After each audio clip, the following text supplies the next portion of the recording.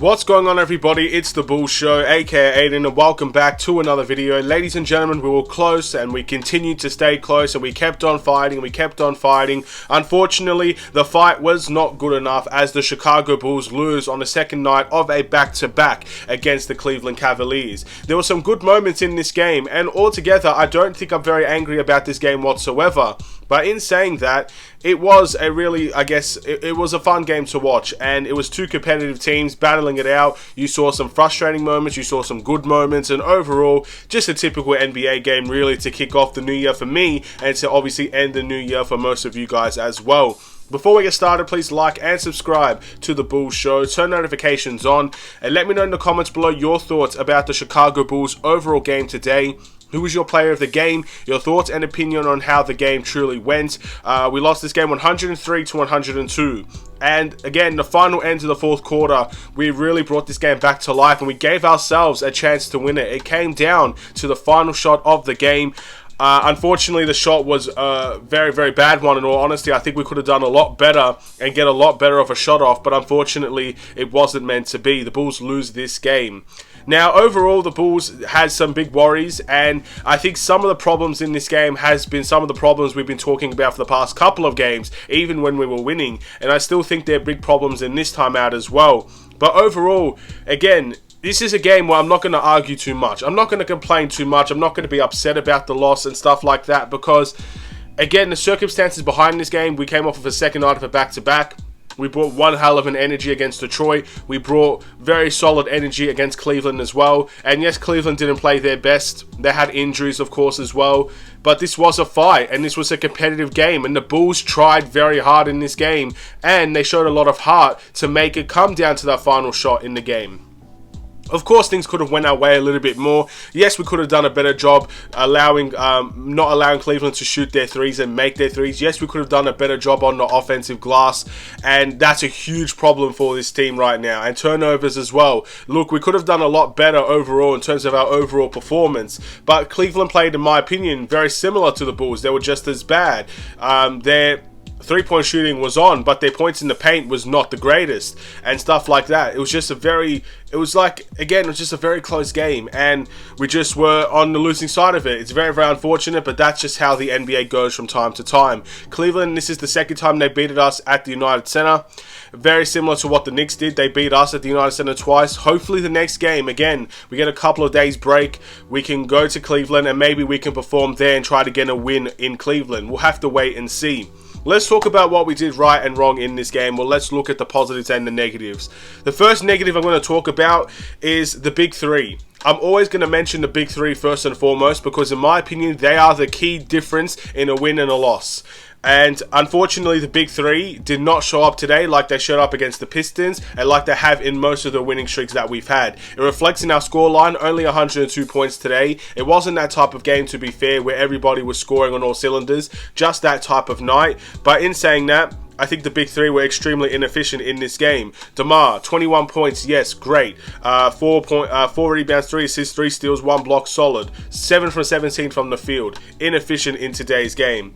Vucevic, 11 points and 14 rebounds, great. 5 from 13 from the field, inefficient in this game. Zach LaVine, 15 points and 4 rebounds, 6 from 16 from the field, very inefficient in today's game. The big three were inefficient and it kind of took us a little bit out of the game. Zach LaVine was someone that dropped 43 points in the last game and then didn't score a field goal until late on in the fourth quarter of this game. I think things like that can't happen, ladies and gentlemen. If you want to win these types of games, you got to get your star players involved in some way, form, or fashion. The, I guess, key takeaway I could look at this is how Donovan Mitchell played today. Donovan Mitchell wasn't necessarily had his greatest game, only 15 points, but he had 6 assists on the night. He was playing solid defense, got 4 steals, and he was doing things that impacted the game outside of just scoring. I felt like a lot of these guys didn't necessarily have the same impact in their performances when they were also inefficient. I also, in terms of the negative side, offensive rebounding has been a big problem. Look, our turnovers is still a big problem as well. We had 15 turnovers today, which is actually not bad compared to Cleveland, to be fair. But still, a lot of them were wasteful and happened at very unfortunate times. But offensive rebounding to second chance points, easily our biggest problem today. But you've got I guess, Vucevic dropping 14 rebounds in this game, and Andre Drummond only had 1 rebound in this game. So that is probably where the problem lies. We could have had a better, I guess, showing in this game if Andre Drummond maybe did what his job kind of was, and that is to affect the glass. Only played 13 minutes today, and I could kind of understand why. But again, we got to figure out how to play these two together. I really think that's the answer to our offensive rebound problems.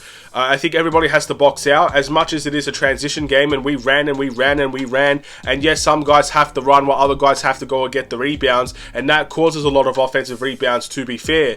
But I really feel like playing those two together might be a way that we can fix our offensive rebounding issues, or our defensive rebounding issues, I should say, considering Cleveland have so many offensive rebounds. It's as simple as that, really. I feel like we could do a lot more, and we're just not. Again, it's just very frustrating to see. So that's a problem for the Bulls, and I think that's the key problem all day long. Cleveland's three-point shooting, a problem as well. Kevin Love went absolutely crazy. Jetty Osman went absolutely crazy from the three-point line.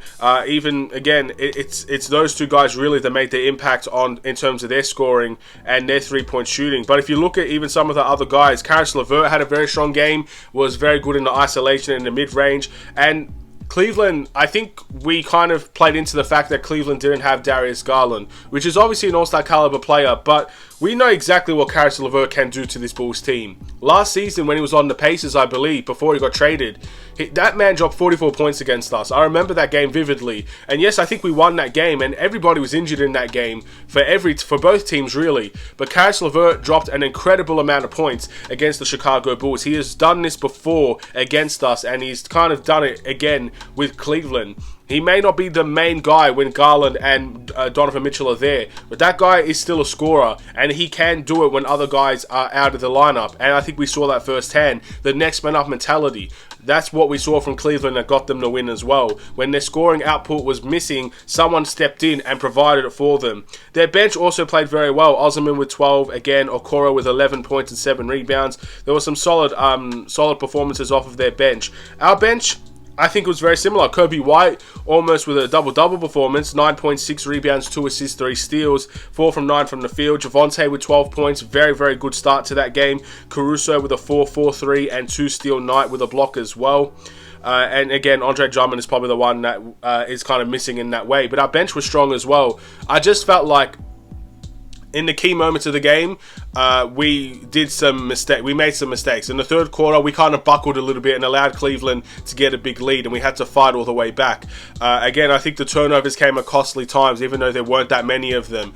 Offensive rebound and second chance opportunities. Again, the team that has the most shots will most likely win the game. It's that type of environment, and Cleveland probably had more shots than the Bulls because they got more rebounds and they got more offensive rebounds. They got the hustle plays. That's kind of how this game went wrong for the Bulls, in all honesty. Looking at the must improve, this might be harsh, but I will give it to Andre Drummond. Again, I know he only played 13 minutes, and considering everybody else that played, he played significantly less than most of these guys. But in saying that as well, he's supposed to be the best rebounder in the world, really. He is the best, in my opinion, in the NBA right now, he's the best rebounder in the world. I genuinely think that if he was playing starters minutes, you would see an incredible amount of rebounds that Andre Drummond can provide. He's doing this off of the bench for the most part. It's the bad night, 1 rebound only for Andre Drummond, 2 points in 13 minutes. It's not something we're accustomed to seeing as a team when you see Andre Drummond kind of have that stat line. I don't think I've ever seen that when he's played over 10 minutes a game. He's usually a guy that could grab 4, 5 rebounds and maybe 4 points on a given time. And maybe, again, that's really the difference in the game, really. 5 rebounds more and 4 points, and him scoring 4 points instead of 2. It's a win, in my opinion. That's how close this game was, really. But it just wasn't meant to be. It was a bad night from Andre Drummond, and I think that's where I'm going to target the must improve. However, my player of the game is going to be Ayo Dosunmu. What an amazing game from Ayo, first and foremost. 19 points, 2 rebounds, 2 assists, and 5 steals on the night. Our steals were absolutely sensational today. Shout out to everybody that was getting incredible steals in this timeout. And Ayo really stepped up in this game. He made some big shots from 3, 2 from 3, 7 from 10 overall. This was Ayo's game. Congratulations to him. I wish it came in a win. Unfortunately, it came out with a loss. I'm not too upset about it. It's second night of a back-to-back, and we've been winning a lot of games. So you can maybe say this is a one-off, but let's see how he responds. we got Cleveland in the next game, ladies and gentlemen. And as I've been saying, I said it with the Raptors game, I said it with the Knicks game. Beating a team back-to-back like that is extremely difficult. Cleveland beating the Bulls again, even if it's at the Cavaliers' home turf, it will be harder for them to do so because, again, the adjustments, the motivation behind losing and versing them again the next couple of games, it's fresh in your mind. You should be motivated and, I guess, excited to verse Cleveland again to try and see if you can beat them. If they lose twice to Cleveland, I would consider that very, very unfortunate and obviously not good enough from this Bulls team who has been winning a lot of games recently. But Cleveland's a hard game. Look at their record, man, 23-14. They were top 4 in the Eastern Conference. They're a hard team and they're clearly at a better level right now than this Bulls team is.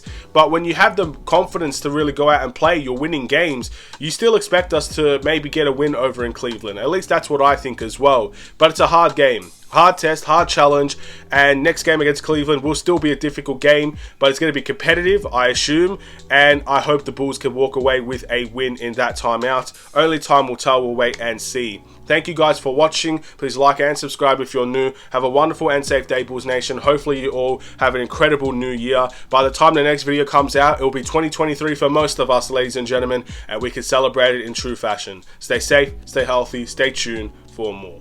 Take care. And peace.